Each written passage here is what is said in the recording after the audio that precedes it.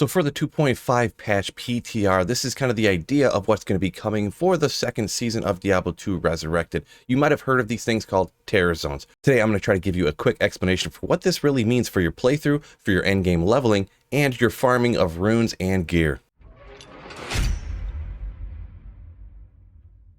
Now when you're playing online and you look in the chat menu, it's going to look something similar to this right here. It's going to tell you what area is currently being terrorized. So the monsters in these zones will be at least 2 levels higher than your current level or their original level up to a maximum that is per difficulty. So what that essentially means, if you're level 7 and you're somehow doing fail runs, those monsters are not going to be level 9. They will be their normal level, because if you're level 7, the monsters generally would be 2 levels higher than you are. That's not how it works. If the level has an incredibly high monster level and you're incredibly low, they will still have their normal average monster level. So this does work for every difficulty, but it's just ever so slightly different. The base monsters, the white monsters in other words, are 2 levels higher than you, but only up to level 45. That way you can't get way too much experience in places like normal. The champions are 4 levels higher than you, and the uniques are 5 levels higher than you, up to a maximum there of 48 for the uniques. Now on Nightmare, it's exactly the same.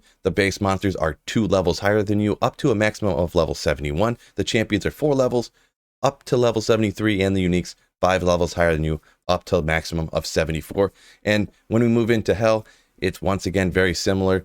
2 levels higher than you, up to level 96. The champions are 4 levels higher than you, up to level 98. And the uniques, once again 5, up to a maximum of level 99.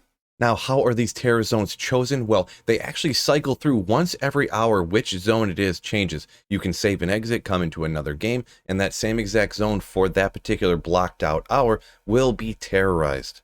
Terrorized zones, the monsters are going to be usually higher level because they're going to be 2 higher than you, not necessarily based upon what the area level is. So in general, you should be getting much better experience from these particular zones when you're killing monsters. Now this is going to change the way that you level late game quite a bit, because obviously if you are super high level like level 95, the monsters are going to be 2 levels higher than you. So that would be 97. The base monsters can't be 97, the max will be 96. But you're going to be getting a ton more experience from that. Generally, the way of leveling would be chaos runs and bail runs, but from these terrorized zones, you're actually going to get way more experience than you would from doing chaos and bail runs. Now, because they're higher level, you'd think that these areas would be a lot more difficult. That's the kind of the reward for getting the more experience. Well, actually, in my experience playing in these different terror zones, I did not notice the monsters being any more difficult than if you were just fighting the monsters in this area at any other time. I just went ahead and used the regular PTR characters that they gave you in order to test it out,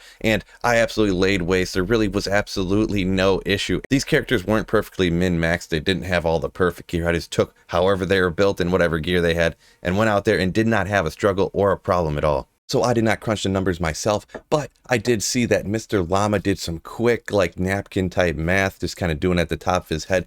He added up the experience he got from doing 1 Stony Tomb run and then compared it to what you would get from a Chaos Sanctuary run. And then one player's 1 Stony Tomb run got double the experience of a player's 8 Chaos Sanctuary run. Now that's absolutely crazy in my opinion. He also then estimated that if you did do a player's 8 Stony Tomb run, you'd get roughly like 10 times the experience of a player's 8 Chaos run. So that is obviously an absolute crazy amount of experience, and that's going to be absolutely slapping away the old way of leveling up, where you'd have to, if you were over level 95, 96, you'd have to just go take out Baal, Neelathak, and Diablo over and over again in order to get experience, because you only get experience from monsters that are close enough to your level. And those would be the only monsters in the entire game that were actually close enough to your level to give you any meaningful amount of experience. So if you are one of those people, one of those average Joes out there that are going to be trying to get to 99, now you actually have a chance to do it. On top of that, it is very important to mention when you're doing this endgame leveling, because the monsters are having such a higher monster level, they actually have an opportunity to drop way better and more items. And by more items, I don't mean they literally drop a larger quantity, but there's a larger base of items that they can be selected from. Similar to how in level 85 areas, you can drop every single item in the game. Even if you're running somewhere like Tal Rasha's Tombs, if you're a higher level character, the monsters will be higher level. So theoretically, if you're 95 or 96, if you're in Tal Rasha's Tombs in Act 1 or anything like that, you have the opportunity to drop every single unique item in the entire game. Mang songs, Tyrael's Might, you name it, you can get it. And the main reason why you could find way more of these super rare uniques is because in normal 85 areas, the champions will be a few levels higher than the regular white monsters. So in an 85 area, those champions will be 87, so you can drop the TC 87 uniques. But in these new Terra zones, the monster levels is going to be based upon what your character level is, who made the game. So if you are up in the higher 90s, you're going to get that maximum level of 96 for the monster level for the Terra zones. That means every single monster, including the white monsters in the game, will be high enough monster level to have a high enough treasure class in order to drop every single item in the entire game. So no longer is it farming the pits and just taking out just the champion because he's the only one that has a chance of dropping you that Griffin's Eye. Now, any single monster that you kill in the entire terrorized area could drop it for you. Now this is super exciting, the late end game finding items, leveling up to 99, and actually normal people able to get up to that achievement. But there's a few ways early on the playthrough that these Terra zones can actually really change the way that you progress through the game. Just imagine you're like in Act 3 and all of a sudden on ladder reset, Tal Rasha's tomb gets terrorized. I'll be honest, you might stop right there and hop back and do some Players 8 Tal Rasha tomb runs, even though you might be high enough level already. As for an example, I went ahead and did Tal Rasha tomb run right here. It was terrorized. I'm just on Players 1 difficulty. I did one tomb and I got half a level at level 30. That's absolute crazy experience because usually after level 20, 21, 22, you might be running Players 8 Tal Rasha's tomb runs to level up, but it is incredibly slow, but it is incredibly easy. So a lot of times I'll jump back and do that. Well, actually now, if you get that zone terrorized by chance when you're doing your playthrough, you can jump back and you could probably level up incredibly high, incredibly quickly, especially if you're rocking it on Players 8.